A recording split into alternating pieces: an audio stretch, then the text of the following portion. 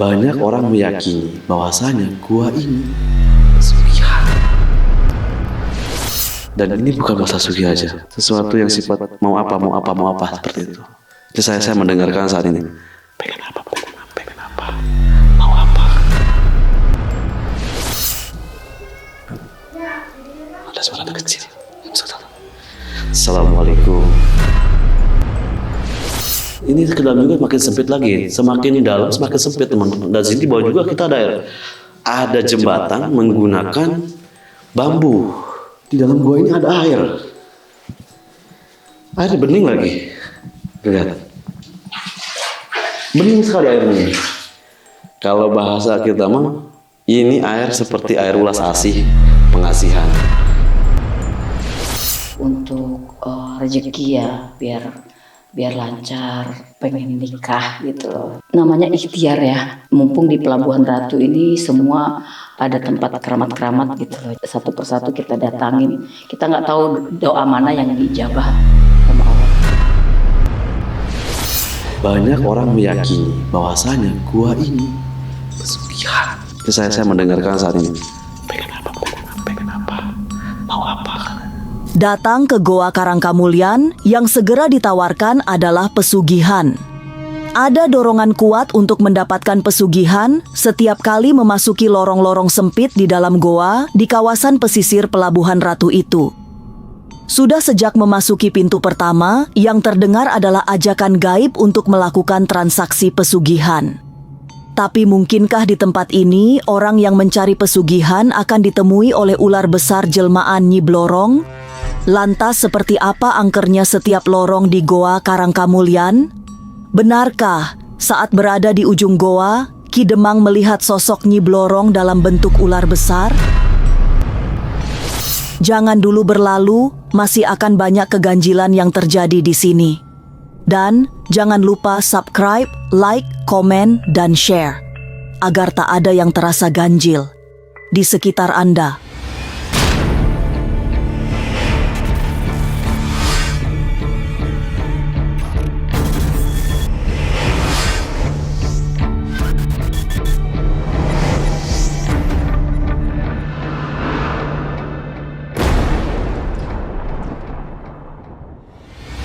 Aura pesugihan sangat kuat. Berada di mulut Goa Karangkamulian Pelabuhan Ratu Sukabumi, yang terasa adalah hawa metafisika yang menyengat secara tajam. Sudah di pelataran goa, ada tonggak mistik yang memiliki aura tajam. Kemudian melongok ke sisi kanan, sebelum masuk pintu utama, ada lorong yang ditutupi kain hitam. Dari lorong itulah, Ki Demang mulai merasakan ada aura yang sangat khusus. Banyak orang meyakini bahwasanya gua ini pesugihan. Tadi saya ketika masuk ke dalam sini, saya disambut dengan banyak kelawar juga. Tetapi kelawar ini aneh. Pas saya masuk ke sini, tiba-tiba nggak ada. Padahal di sini nggak ada lubang. Pas saya lihat ke kiri, ke sini, di sini. Ini ada lokasi yang kayak privat, jadi kayak VIP gitu teman-teman.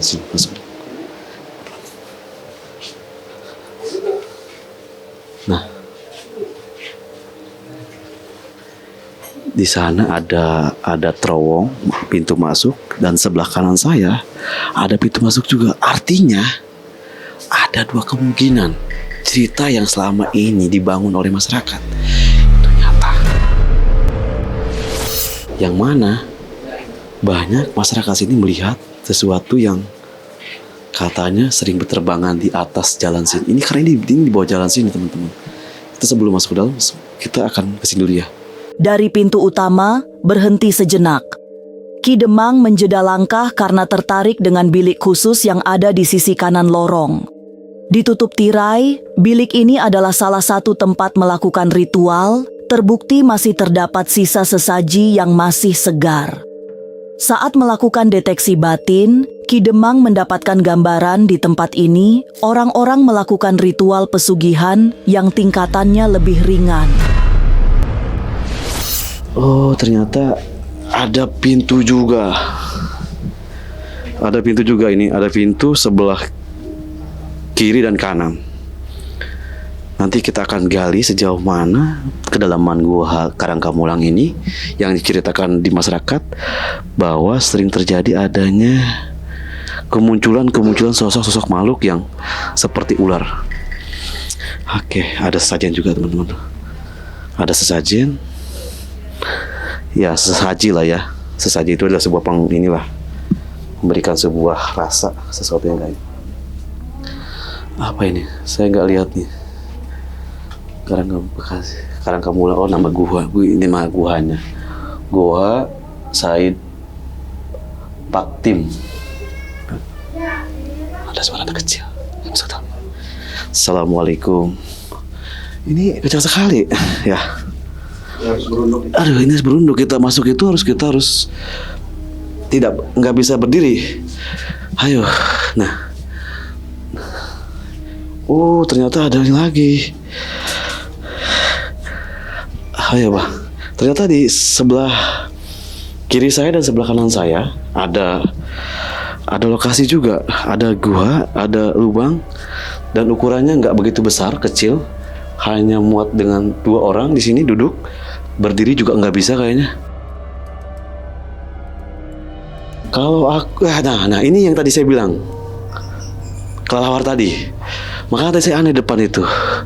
Ini seperti tempat untuk orang dengan yang disebut menyembunyikan atau bersemedi, mengheningkan seperti itu kayaknya nih. Karena saya merasakan energinya ini di sini kayak semacam hening sekali auranya. Setelah melewati pintu pertama, kemudian melihat ada bilik semadi di sisi kanan, Ki Demang mendapati ada lorong yang berbeda. Di ujung lorong ada mata air yang membentuk semacam tempat pemandian. Tapi jika dilihat dari ukurannya yang tidak terlalu besar, orang-orang hanya akan singgah sebentar untuk membasuh muka atau sebatas mengambil air yang akan dibawa pulang nanti. Ini ada satu lorong.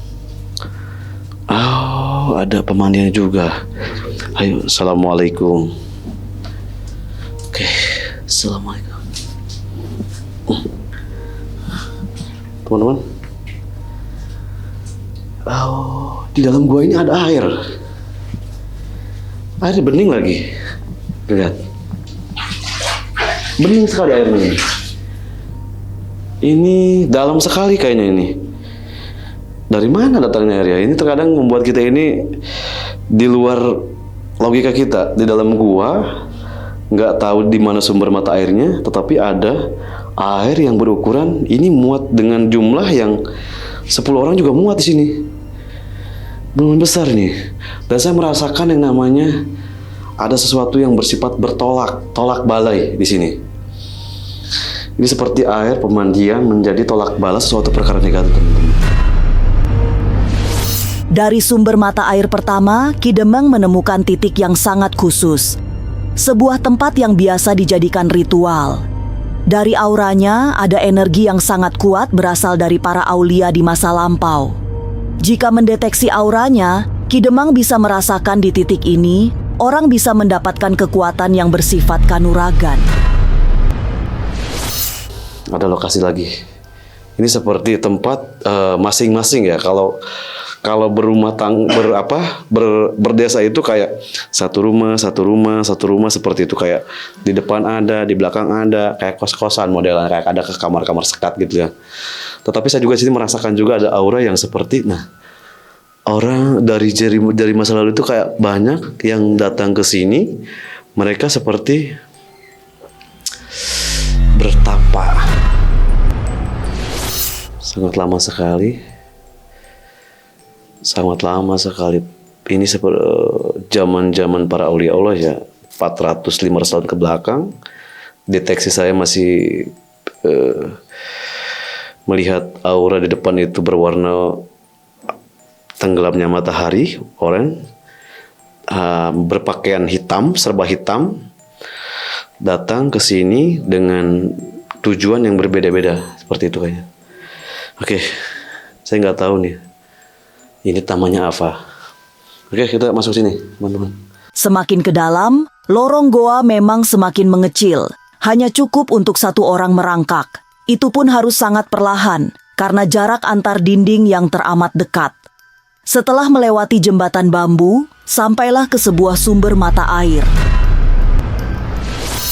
Oh, ternyata ada ini juga ya. Ada. Hah? Ini ke dalam juga makin sempit lagi. Semakin dalam semakin sempit, teman-teman. Dan sini di bawah juga kita ada air. Ada jembatan menggunakan bambu. Oh. Jembatan ini menjadikan filosofi di mana di bawah itu ada air. Artinya, sesuatu itu perlu kita menekuni dalam satu bidang atau teknik, teman-teman. Bermandilah untuk mendapatkan kesegaran ketika sesudah bermandi. Kalau bahasa kita mah, ini air seperti air ulas asih, pengasihan. Ini sebelum kita bertemu dengan orang, dengan bos, dengan teman, pasti menggunakan parfum, media, kayak semacam lipstik, bedak dan sebagainya. Kan ini air itu salah satu medianya, ya. Pasti enggak. Ayo. Oh, ada orang juga. Ayo masuk. Sini. Assalamualaikum. Kembali melanjutkan langkah, Ki Demang lagi-lagi menemukan sumber mata air. Tapi yang agak berbeda, di tempat ini ada gayung yang terbuat dari batok kelapa. Gayung tradisional itu seperti memberi isyarat bahwa sumber mata air yang satu ini khusus untuk melakukan sesuci sebelum melakukan semadi di dalam goa terakhir yang merupakan tempat pertemuan dengan para penjaga gaib Goa Karangkamulyan. Sini ada air juga, teman-teman. Ada air juga di sini. Jadi mungkin ini kita semakin dalam semakin sempit, semakin tidak bisa berdiri karena ada orang di sini yang sedang ini. Oke, yuk. Ayo teman. Ini. Oh, ada gayungnya juga. Oh, saya tahu. Ini air untuk berwudu juga kayaknya nih. Karena di depan itu nggak ada, artinya buat mandi. Kayak kalau zaman dulu kan tidak ada yang namanya mandi kayak gini ya. Kayak kecebur, kayak sumurnya itu besar-besar. Dan di sini dikhususkan seperti ada gayung, cuma ini doang. Artinya di sini untuk membersihkan diri, bersuci ketika sebelum masuk ke tempat yang kita ini, gua ini. Benarkah saat bertemu seorang perempuan yang sedang melakukan ritual, Ki Demang melihat ada sosok ular yang datang?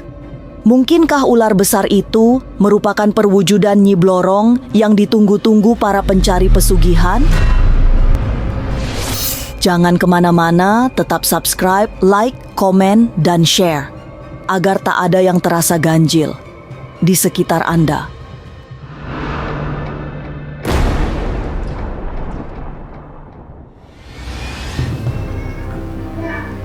Ada suara anak kecil.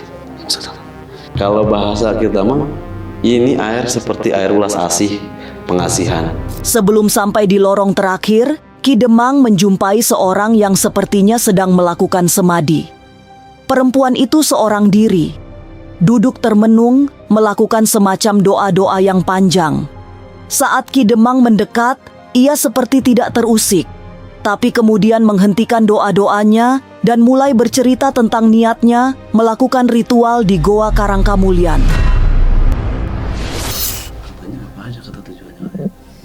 Tujuan saya dari Jakarta, ya satu untuk rezeki ya, biar lancar. Terus kebetulan saya pengen nikah gitu loh. Oh, belum nikah? Ya, belum nikah. Jadi saya belum menikah, teman-teman. pengen segera didekatkan jodohnya gitu loh. Kenapa sih Kak harus ke tempat-tempat seperti ini? Namanya ikhtiar ya. Kita kan di sini mumpung di Pelabuhan Ratu ini semua ada tempat keramat-keramat gitu loh. Jadi kita tempat satu persatu kita datangin. Kita nggak tahu doa mana yang diijabah sama Allah. Datang jauh dari Jakarta, tujuannya memang tidak hanya ingin mencari ketenangan batin di dasar goa. Perempuan itu juga ingin mendapatkan kesuksesan lewat perantara para penjaga gaib Goa Karangkamulyan. Kepada perempuan muda itu, Ki Demang kemudian menunjukkan penglihatannya. Sebab memang Ki Demang melihat ada sosok tak terlihat yang mendatangi perempuan tersebut. Jadi kakak ini dari Jakarta berikhtiar datang ke sini, mempunyai maksud tujuannya ingin bertemu jodoh, teman-teman. Teman-teman, dan kakak tadi merasakan gak sih kakak ada yang ngeliatin sini kak? Tadi sebelum Ki datang, kita nggak tahu kalau ada sesuatu. Pas ada lampu kamera ini, kok saya ngelihat kayak ada maaf nuhun itu apa, ada yang itu apa, ada yang kayak duduk, kayak maaf kalau salah ya, kalau ada kayak ada nyi tua, kalau benar ya, kalau enggak mungkin. Teman-teman, kakak teruskan aja, mohon maaf saya mengganggu ya kak.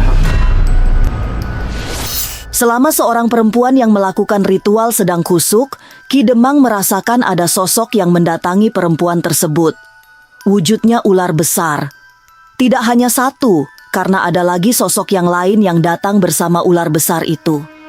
Tapi secara terus terang, Ki Demang tidak berani melanjutkan kisahnya, karena ia tidak ingin mengusik ular yang memang secara khusus mendatangi perempuan pelaku ritual. Saya tadi pas masuk itu, ngelihat ke dalam itu, seperti ada sosok yang kecil, besar, dan panjang sekali ukurannya. Seperti ular besar. Dan ada juga sosok wanita, tetapi hanya di bawahnya itu bukan manusia, seperti ular, seperti itu. Mohon maaf ketika saya lancang teman-teman. Jadi ini apa yang saya lihat, apa yang saya lihat dan apa yang saya rasakan saat ini. Ini kita sampai keringetan. Suasana memang panas banget. Lantas apa yang terjadi saat para pencari pesugihan sudah berada di akhir goa yang merupakan lorong gelap tak berujung? Mungkinkah di tempat itu transaksi dengan makhluk halus pemberi pesugihan dilakukan? Jangan kemana-mana, tetap subscribe, like, komen, dan share, agar tak ada yang terasa ganjil di sekitar Anda.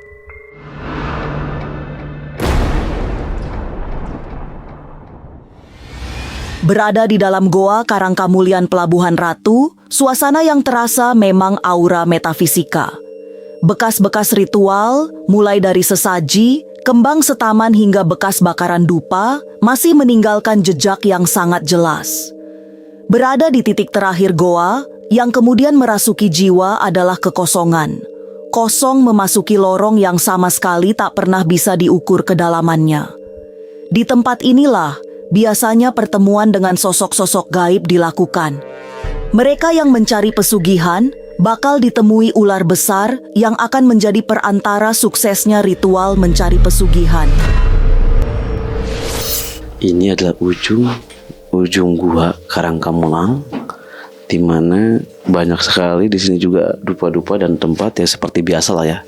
Nggak di mana-mana pasti ada tempat kayak seperti itu. Tapi perbedaan di tempat seperti ini yang sekarang ini seperti memasuki lorong lagi. Artinya kalau kita mau memberikan sebuah pembayaran, kita dikasih seperti ini. Jadi nggak ada di sini, nggak ujung, tapi ada lagi ujung.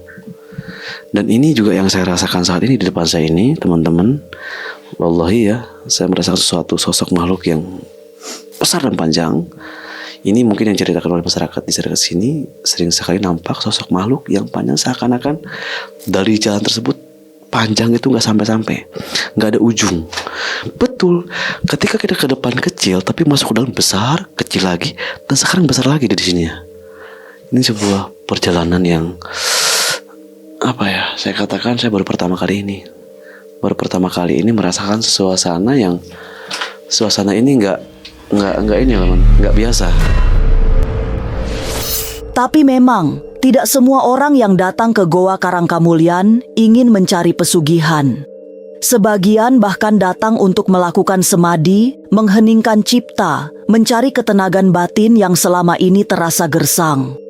Kepada orang-orang yang datang dengan niat seperti ini, godaan untuk mendapatkan kekayaan secara cepat tetap ada. banyak sosok gaib yang berusaha mempengaruhi untuk mendapatkan pesugihan. Ini yang ceritakan lalakon laku lampah orang tua zaman dulu mencari sesuatu yang ketenangan dan keheningan, tetapi sesuatu kasat mata tersebut suka memberikan jalan ke arah yang sifatnya sugih. Dan ini bukan masalah sugih aja, banyak sekali teknik sesuatu yang sifat mau apa seperti itu. Jadi saya mendengarkan saat ini. Pengen apa? Mau apa? Mencari pesugihan, apapun alasannya adalah cara sesat untuk menjadi kaya raya. Ki Demang menyarankan, datanglah ke Goa Karangkamulyan dengan niat yang baik, bersih, dan tidak dikotori oleh keinginan-keinginan sesat.